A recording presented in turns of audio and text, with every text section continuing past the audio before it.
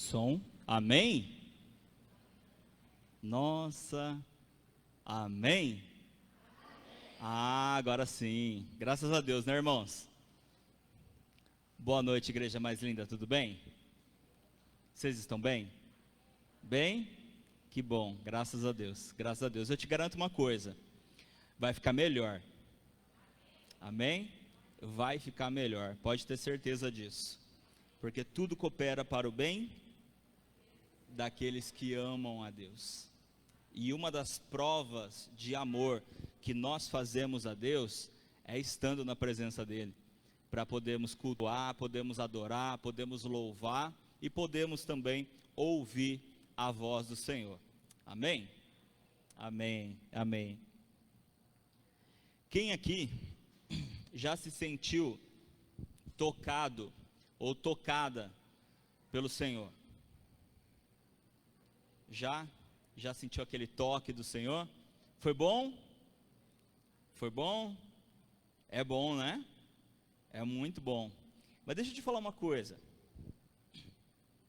E se eu te disser que esse toque que o Senhor te deu não foi o último que Ele quis te dar?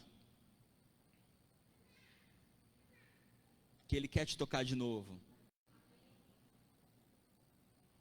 Você quer? Amém? Amém mesmo? Amém. Então, eu já quero começar essa palavra dizendo: deixa Jesus te tocar novamente. Deixa Jesus te tocar novamente. Pode parecer meio estranho o que eu estou falando, mas não é. Não é. Tem pessoas que se contentam em serem tocados por Jesus uma única vez e acham que tudo está resolvido, que está tudo certo, que está tudo pronto e que nada mais precisa acontecer. Mas a palavra de Deus nos ensina diferente. A palavra do Senhor nos ensina diferente. Eu quero convidar você a abrir a sua Bíblia, tanto você que está aqui, quanto você que está em casa, a abrir a sua Bíblia no Evangelho de Marcos, o livro do evangelista Marcos. Obrigado pela água. No capítulo 8, a partir do versículo 22.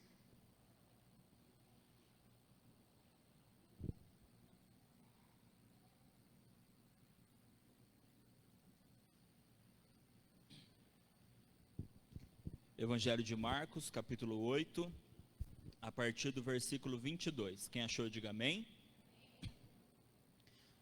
Amém. Diz assim: então chegaram a Betsaída, e lhe trouxeram um cego, e pediram a Jesus que tocasse nele. Jesus, tomando o cego pela mão, levou-o para fora da aldeia. Então, cuspiu nos olhos do homem, e impondo-lhe as mãos, perguntou: você vê alguma coisa? O homem, recuperando a visão, respondeu: vejo pessoas, mas elas parecem árvores que andam. Então Jesus novamente pôs as mãos sobre os olhos dele, e o homem, passando a ver claramente, ficou restabelecido, e distinguia tudo de modo perfeito. Amém? Amém. Fecha os teus olhos. Senhor Deus e Pai, essa é a tua palavra, Senhor Deus, que nós lemos, e nós te pedimos, Espírito Santo, vem nos trazer a tua revelação, vem nos trazer discernimento. Ministra, Senhor, os nossos corações, porque assim como o Senhor tratou esse cego, o Senhor também quer tratar as nossas vidas. Assim como o Senhor o curou, o Senhor também quer nos curar. Assim como o Senhor o tocou, o Senhor também quer nos tocar. Então toca, Senhor, as nossas vidas em nome de Jesus. E todo aquele que crê, diga amém e amém. Bom, existe um detalhe, aliás, a Bíblia é recheada de detalhes, né? Cheia de detalhes. E uma das coisas que a gente aprende é que nós precisamos observar os detalhes. Os detalhes do texto, os detalhes dos autores. Aqui no caso nós estamos falando de Marcos, né? E algumas coisas que a gente pode observar já bem rapidamente é que nem sempre a gente consegue perceber as coisas claramente na nossa vida. Não é verdade? O cego era cego, óbvio.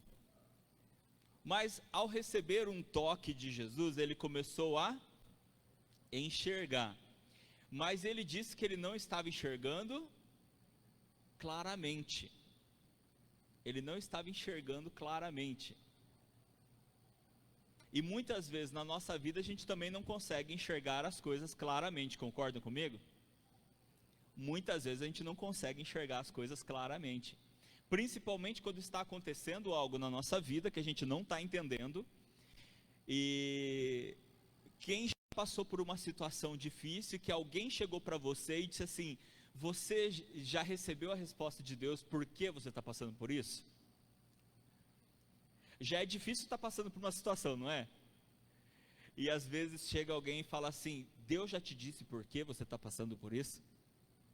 Aí a gente fica duplamente confuso, né? Primeiro pela situação e segundo pensando: será que não estou conversando direito com Deus? Mas a gente começa a perceber que existem algumas coisas que a gente não consegue ver claramente. E muitas vezes na nossa vida acontecem situações em que a gente se sente assim: estou precisando de um óculos, né? Quem que usa óculos aí? Tem várias pessoas que usam óculos. Vocês se lembram quando vocês começaram a usar óculos? Lembram? Eu lembro. Eu lembro que eu comecei a sentir dores de cabeça. Eu acho que a maioria começou sentindo dores de cabeça, concorda? A maioria, né? Começa a perceber pelas dores de cabeça que vai sentindo. Só que eu achava que era cansaço, né? E eu lembro que indo embora do trabalho, eu passava pelas ruas assim, e sabe aquelas placas com o nome de rua? Eu comecei a enxergá-las meio embaçado. Só que como era fim de dia, estava escurecendo, eu achava que eu estava com a vista cansada. Mas eu percebia que eu não estava mais enxergando claramente, perfeitamente. Até um dia que eu resolvi então ir para o oftalmo e descobri que eu já estava com um pouco de miopia, que foi a primeira coisa que foi achada nos meus olhos. E então eu comecei a usar óculos, para que eu pudesse enxergar mais claramente. E quando a gente põe óculos pela primeira vez, dá uma diferença, né? Eu me lembro uma vez que eu já estava usando óculos e já estava percebendo que precisava mexer no grau da minha lente e meu óculos quebrou. E aí sabe quando você vai enrolando para ir no médico, mas você vai, chega uma hora você vai, aí você enrola para fazer o óculos, mas você faz. Aí deu um período até meio longo de eu ficar sem usar óculos. E eu me lembro que quando eu peguei o óculos novo e eu coloquei, eu estava num lugar que a vista assim era bem longa, sabe? Eu via a cidade assim de bem longe. E eu coloquei o óculos olhando para a cidade. E a hora que eu coloquei o óculos, foi como se mudasse as coisas. Foi como se eu estivesse vendo um mundo totalmente novo. Cores que eu não estava enxergando, porque as coisas não se definiam, embaçavam, e aí eu não definia muito bem as cores. Ou seja, quando nós estamos com dificuldade para ver as coisas, nós precisamos buscar aquilo que nos faz enxergar corretamente. Correto? Nós precisamos ir atrás daquilo que nos faz enxergar corretamente. Fisicamente falando, é o óculos, é a lente de contato, né? Agora, espiritualmente, Jesus é o nosso óculos. Jesus é o nosso oftalmologista, que cura a nossa cegueira espiritual. E ele curou um cego fisicamente para nos mostrar como funciona a nossa vida espiritual. E já que eu estava falando de detalhes, um primeiro detalhe que nós temos, que eu não vou falar de Marcos e sim de João, no Evangelho de João capítulo 16, versículo 12, diz assim, João 16, 12, diz assim, tenho ainda muito para lhes dizer, mas vocês não o podem suportar agora. Amém? Eu ainda tenho muito para dizer para vocês, vamos traduzir, né? Eu ainda tenho muito para dizer para vocês, mas eu não vou falar tudo agora, porque vocês ainda precisam amadurecer mais, para conseguir suportar. Aqui nós temos dois detalhes de Jesus, dois detalhes incríveis de Jesus, nesse versículo que eu acabei de ler. O primeiro é que Jesus tem paciência. Ele espera a gente estar pronto. Ele espera a gente crescer e Ele espera a gente amadurecer. Jesus tem paciência. Glória a Deus por isso. Porque a gente não tem. É ou não é verdade? A gente não tem paciência. Quando alguma coisa não está legal, quando alguma coisa não está certa, quando alguma coisa não está do jeito que eu quero que resolve logo.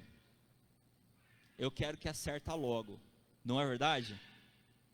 Mas Jesus, Ele nos conhece, e Ele nos conhece melhor do que nós mesmos nos conhecemos, e Ele tem paciência, porque Ele sabe que existe o tempo certo, de cada um de nós crescermos, amadurecermos, e estarmos preparados, para tudo aquilo que Ele tem para nos ensinar, para nos dar, para nos oferecer.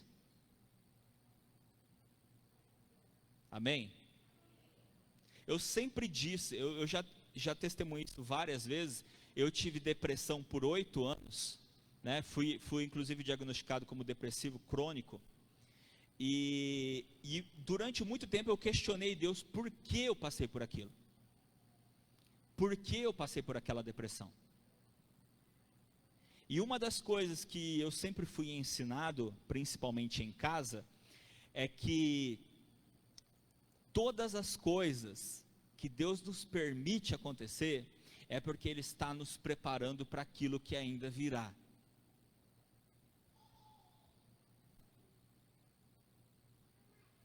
Oito anos de depressão, eu não tinha paciência nenhuma, mas Deus teve paciência comigo esses 8 anos, porque a pessoa difícil, sou eu.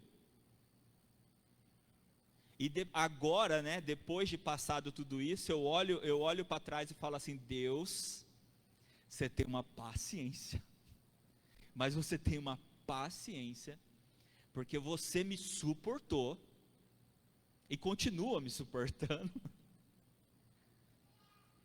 e eu sempre pensava assim, Deus, o Senhor deve ter mesmo coisas tremendas, porque trabalhar tudo isso na nossa vida é porque de fato o Senhor tem grandes coisas preparadas para nós.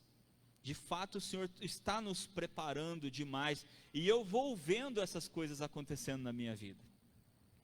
Uma das pessoas que falavam muito para mim isso era a minha mãe. Ela sempre dizia isso: Deus está te preparando para grandes coisas, porque as coisas que você passou são muito fortes. Então eu tenho certeza que Deus está te preparando para grandes coisas, e quando elas chegarem você vai estar preparado. Amém. Amém. Foi para Deus que eu fiz assim, tá? Calma aí. Amém. Glória a Deus. Sabe um exemplo que eu sempre gosto de dar, pensando nisso que eu acabei de falar? Davi. E eu gosto de fazer um resumo de Davi no seguinte sentido: quando Davi chega e diz que vai enfrentar Golias, Saul, o rei Saul, questiona Davi da seguinte forma, não foi exatamente com essas palavras, mas pode ter certeza que essa conversa rolou entre os dois. Davi, eu tenho aqui fora um exército de soldados muito bem treinados, de soldados fortes, guerreiros. Aí me aparece um moleque, um menino, um pastorzinho de ovelha, me dizendo que vai derrotar o gigante que nenhum dos meus soldados tivera a coragem de enfrentar. Como você vai me convencer de te mandar para lá? Sabe, muitas vezes a gente se coloca no lugar de Davi, não se coloca? Mas eu queria me colocar no lugar do rei Saul. Se coloque no lugar do rei Saul. Um menino, pastor de ovelha, chega para você, você é o rei de Israel, tá? E fala assim: eu vou enfrentar Golias e matar Golias. O que você faria no lugar de Saul? Você ia chegar para Davi: vai lá, menino, eu estou contigo, você está certo. Você ia fazer isso? Não. Porque às vezes a gente pode pensar assim: ah, manda esse menino. Se morrer, problema dele. Mas não era problema dele. Porque essa luta tinha uma condição. Qual que era a condição? Quem ganhasse, ganhava a guerra. A condição para essa única batalha era essa. Quem ganhasse essa batalha, ganhava a guerra. Então pensa como Saul: eu te mando um menino, você perde, porque está na cara que você vai perder. Olha o tamanho dele, olha o teu tamanho. Você vai perder, e se você perde, todos nós somos escravos deles. Então não era Davi que tinha muito a perder. Era principalmente Saul. Ele era o rei. Ele perdia o reinado, ele perdia tudo. E provavelmente a cabeça também. Não é? Mas eu falo que Deus preparou Davi para aquele momento.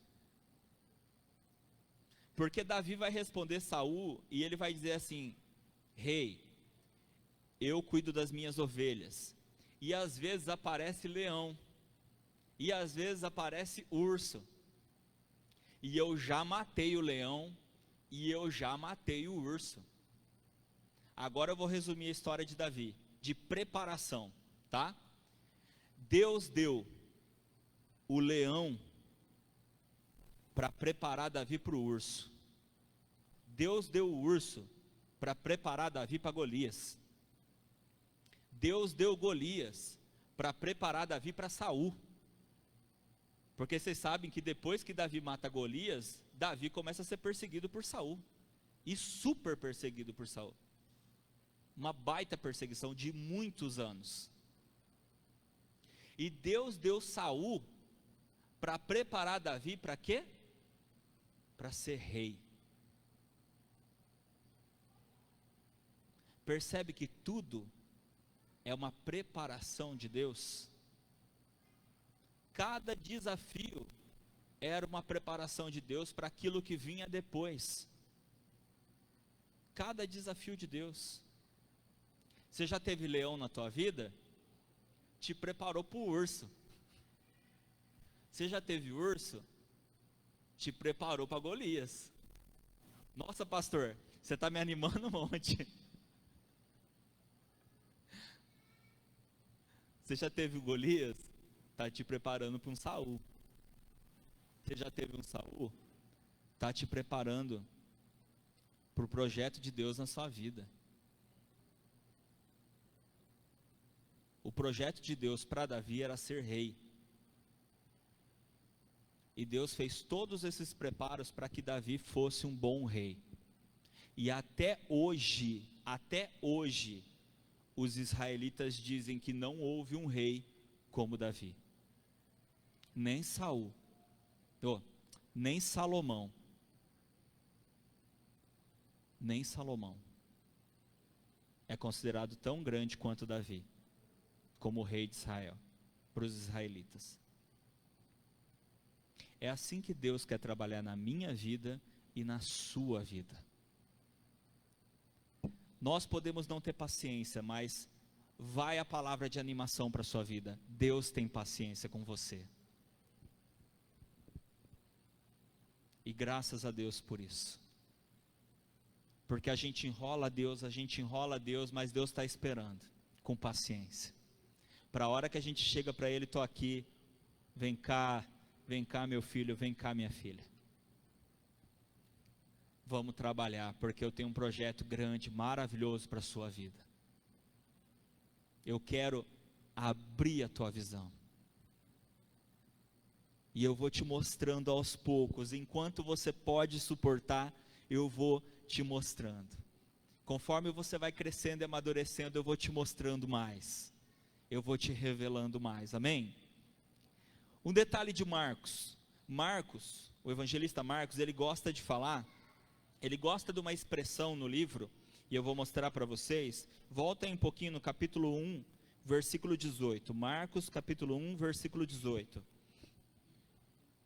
Vocês vão perceber uma expressão que ele gosta muito de usar no livro, ele gosta de enfatizar isso. Marcos 1, 18, diz assim: então eles deixaram imediatamente as redes e o seguiram. Amém? Então eles deixaram imediatamente as redes e o seguiram. Vamos avançar um pouquinho para o capítulo 5, versículo 30. Capítulo 5, versículo 30. Diz assim: Jesus, reconhecendo imediatamente que dele havia saído o poder, virando-se no meio da multidão, perguntou. Ok? Pula agora para o versículo 42. Capítulo 5, versículo 42. Diz assim: imediatamente a menina, que tinha 12 anos, se levantou e começou a andar. Então todos ficaram muito admirados. Agora pula lá para o capítulo 9. Capítulo 9, versículo 20. Capítulo 9, versículo 20, diz assim: e eles o trouxeram. Quando ele viu Jesus, o Espírito imediatamente agitou o menino com violência, e caindo ele por terra, revolvia-se, espumando. Agora pula para o versículo 24. Versículo 24 diz assim: e imediatamente o pai do menino exclamou: eu creio, ajuda-me na minha falta de fé. E por último, encerrando, capítulo 10, versículo 52. 10, 52. Diz assim: então Jesus lhe disse: vá, a sua fé salvou você. E imediatamente passou a ver e foi seguindo Jesus estrada afora. Amém? Qual é uma particularidade de Marcos? Ele gosta de definir tempo. Qual que é a palavra que vocês ouviram em todos os versículos que a gente acabou de ler? Fala sério, gente, ninguém ouviu? E imediatamente. Não foi? Em todos os versículos que a gente acabou de ler, a gente ouviu a palavra imediatamente, para demonstrar como a coisa era. Jesus fazia imediatamente. Marcos, ele enfatiza muito, porque ele gosta de demonstrar para as pessoas que vão ler, para as pessoas que iriam ler, no caso hoje nós, que as coisas aconteciam em determinado tempo. E uma coisa que a gente observa no primeiro texto que nós lemos do cego, foi que ele não foi curado imediatamente. Aconteceu diferente. E por que aconteceu diferente? Ali diz que Jesus, o cego foi levado até Jesus e pediram para que Jesus tocasse o cego para que ele fosse curado. Jesus então pega o cego, tira o cego dali, gospe e passa e toca no cego. E diz então que ele começou a enxergar, certo? Jesus perguntou para aquele cego: você está vendo? Vamos ver lá, ó, capítulo 8, né? Versículo 23. Jesus, tomando o cego pela mão, levou-o para fora da aldeia. Então cuspiu nos olhos do homem e, impondo-lhe as mãos, perguntou: você vê alguma coisa? O homem, recuperando a visão, respondeu: vejo pessoas, mas elas parecem árvores que andam. Muito provavelmente, por quê? Porque o cego, ele aprende a enxergar com as mãos, com o tato. Então a forma com que ele visualizava era a forma com que ele estava enxergando naquele momento. Então ele via, mas ele não conseguia discernir com total claridade. Ele não conseguia discernir totalmente. E aí vem uma pergunta para nós. Porque ali, tanto esse homem quanto as outras pessoas que estavam junto observam que a cura não foi total. E aí, quando algo não acontece 100%, qual que é a primeira coisa que vem na nossa cabeça? Tem alguma coisa errada. Agora, quem está errado? É o homem?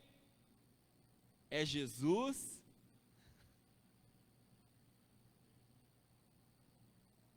É os dois?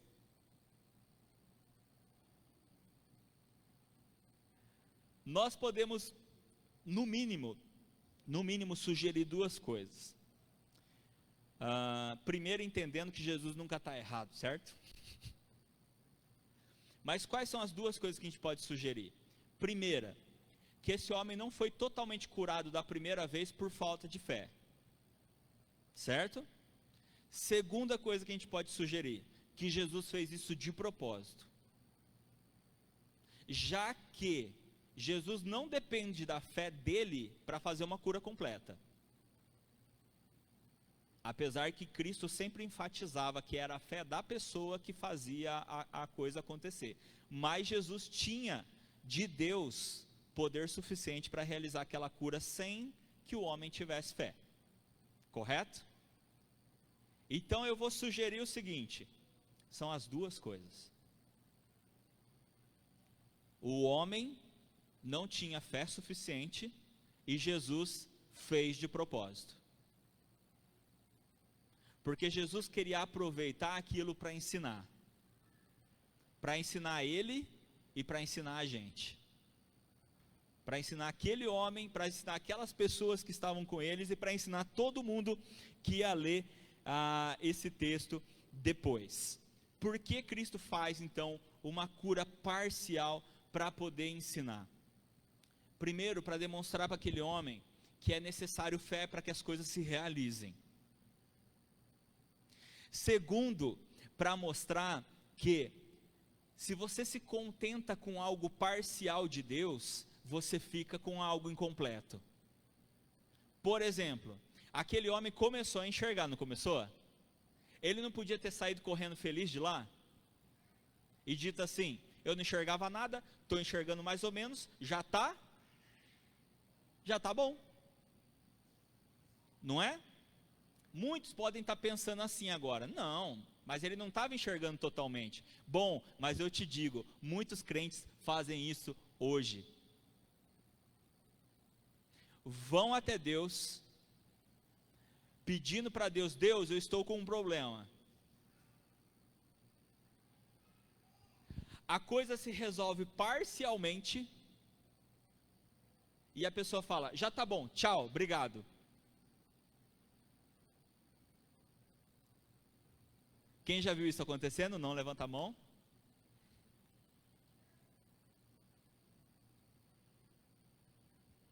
Mas é ou não é verdade?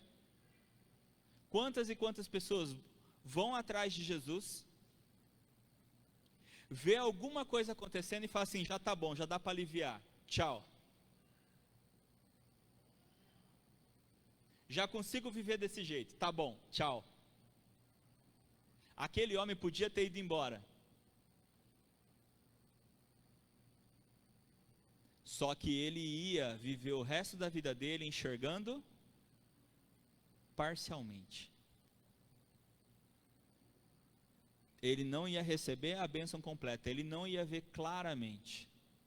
Jesus não podia recuperar a visão total daquele homem de uma só vez, porque ele ainda tinha coisas para ensinar para aquele homem. Ele precisava mostrar para aquele homem que ele não podia ficar simplesmente com uma parte, que ele precisava receber o todo.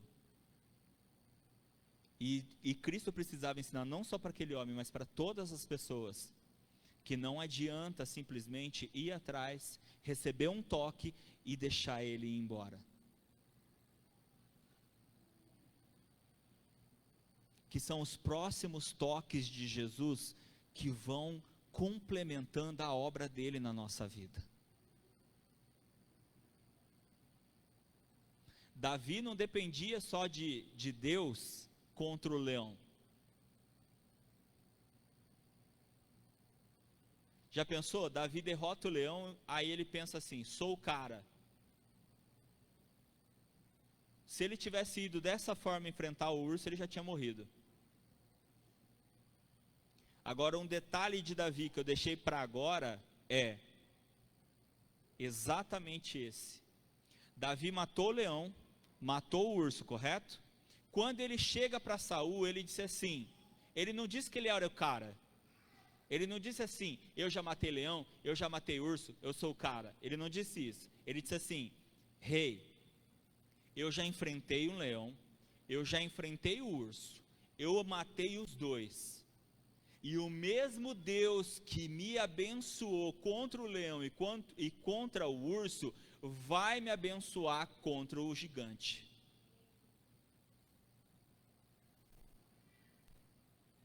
Davi sabia da sua capacidade, mas principalmente sabia quem estava não por trás dele, mas à frente dele.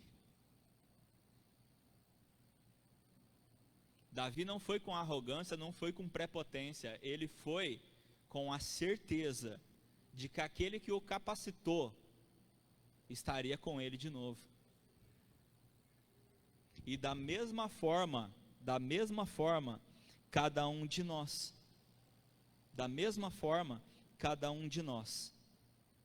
somos capacitados progressivamente por Deus.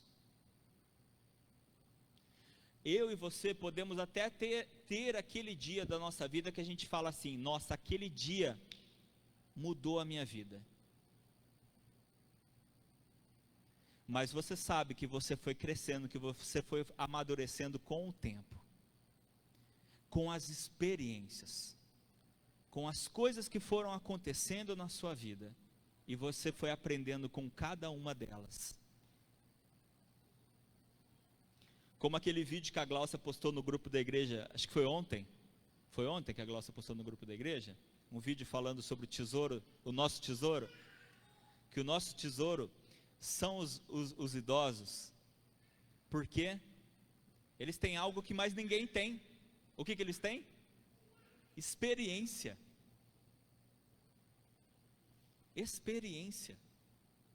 Já viveram o que nós não vivemos ainda. A gente pode adquirir conhecimento, a gente pode adquirir muitas coisas na vida, mas a gente pode perder da mesma forma que a gente adquiriu, se a gente não tiver sabedoria de administrar o que nós temos. E é com a experiência que nós aprendemos isso. Amém? Agora, ninguém tem mais sabedoria e experiência do que Deus.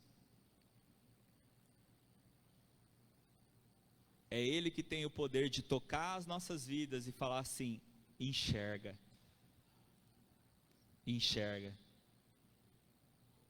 Eu acho interessante nesse caso aqui, e por isso que eu digo para vocês que Cristo fez de propósito, porque em outros casos de cura, Jesus, por exemplo, o cego Bartimeu, lembram? Quando o cego Bartimeu está gritando: Jesus, filho de Davi, tem compaixão de mim. Jesus, filho de Davi, tem misericórdia de mim. Jesus chega para ele e pergunta para Bartimeu, né? O que você quer que eu te faça? Chegou para um cego e perguntou o que ele queria.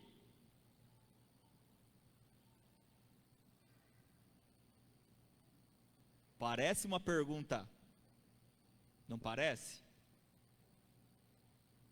Mas não é.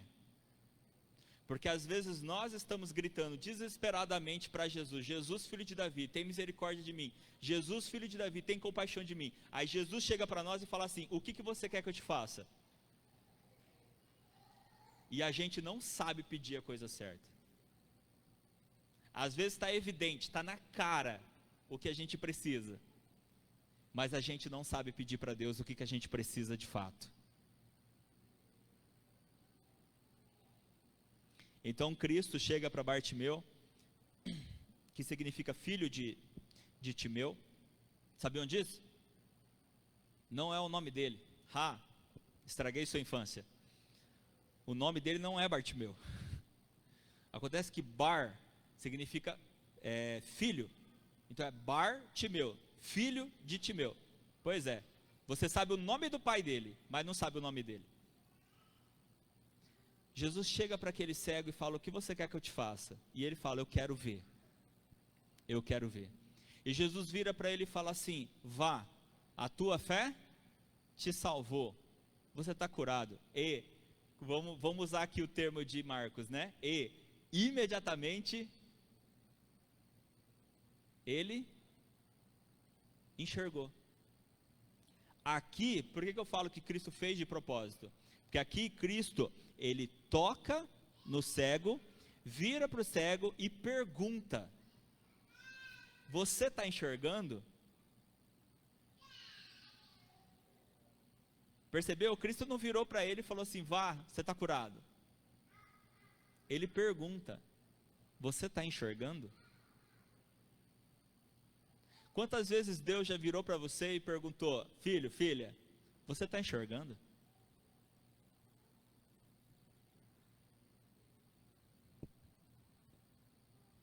Quando a tua visão não está clara, irmão, quando a tua visão não está clara, irmã,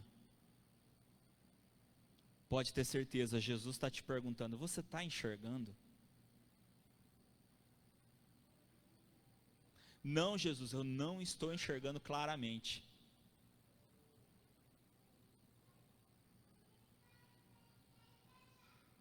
Se aquele homem tivesse ido embora sem receber o segundo toque de Jesus, imagina quantas coisas ele teria feito errado, ele teria feito de forma confusa na vida dele.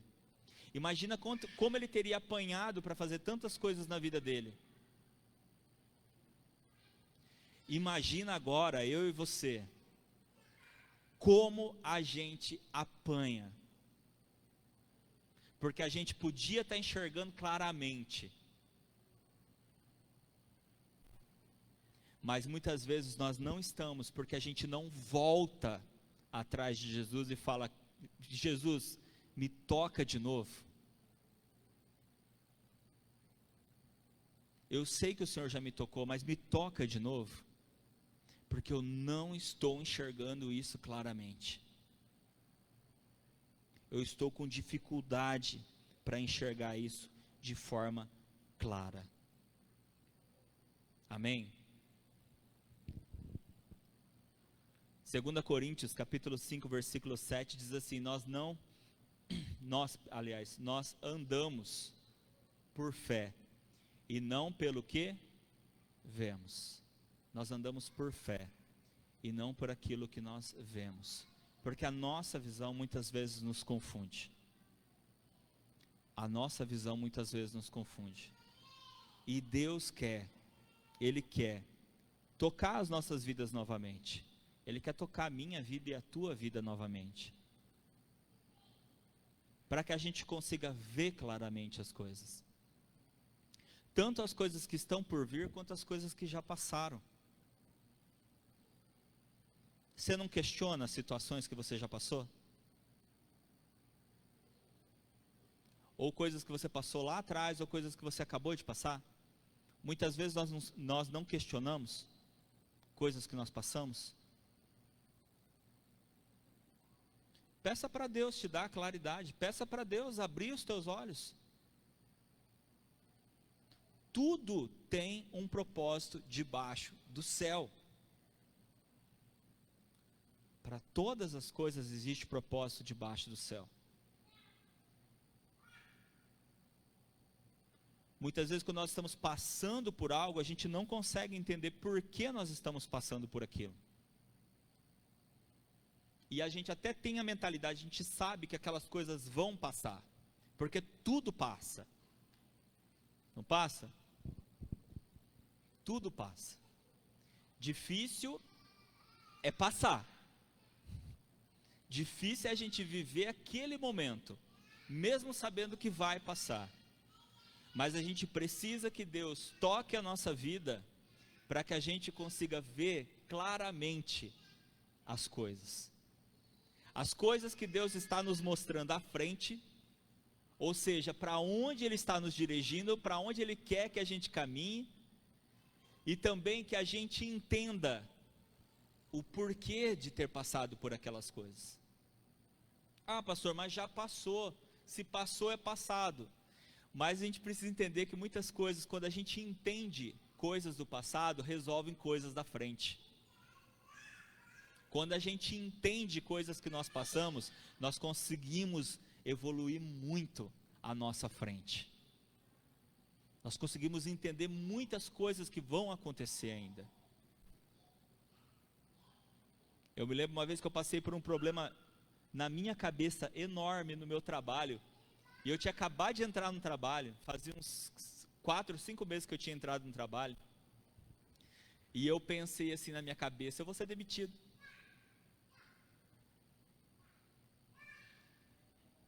Só que eu aprendi que a primeira coisa que a gente faz é contar o que aconteceu.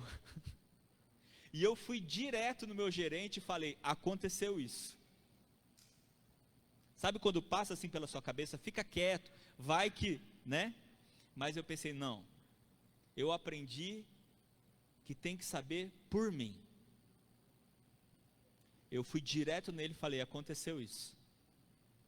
Aí expliquei, ele perguntou várias coisas para mim, expliquei. Resumo da história, ele resolveu o problema.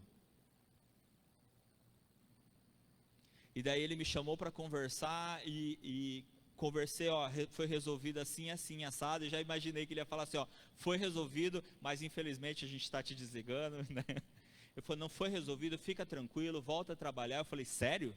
Ele, sério. Aí ele virou para mim e falou assim, você ficou com medo disso que aconteceu, não ficou? Eu falei, fiquei. Você achou que era uma coisa enorme, né? Não achou? Eu falei, ainda acho. Ele falou, pois é. Deixa eu te ensinar uma coisa, Snar. Existem problemas que vão chegar na sua vida que parecem enormes. E ele não era crente, viu? Existem problemas que vão chegar na sua vida que parecem enormes. E esses mesmos problemas vão acontecer de novo com você lá na frente. Só que quando acontecerem com você lá na frente, você vai achar que ele é pequeno, porque você já passou por ele antes. Eu falei, olha,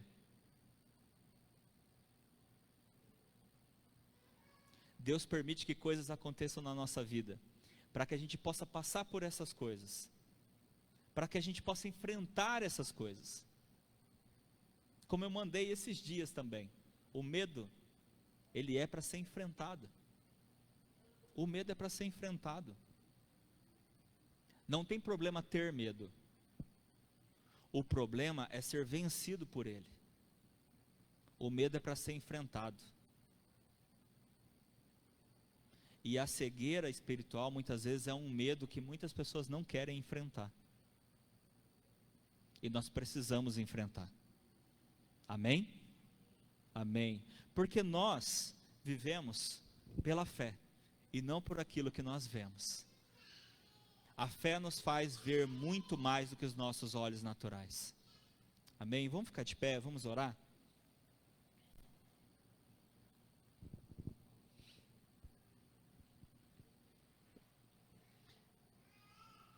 Peça para o Senhor tocar novamente a sua vida. Não importa que Ele já tenha tocado várias vezes.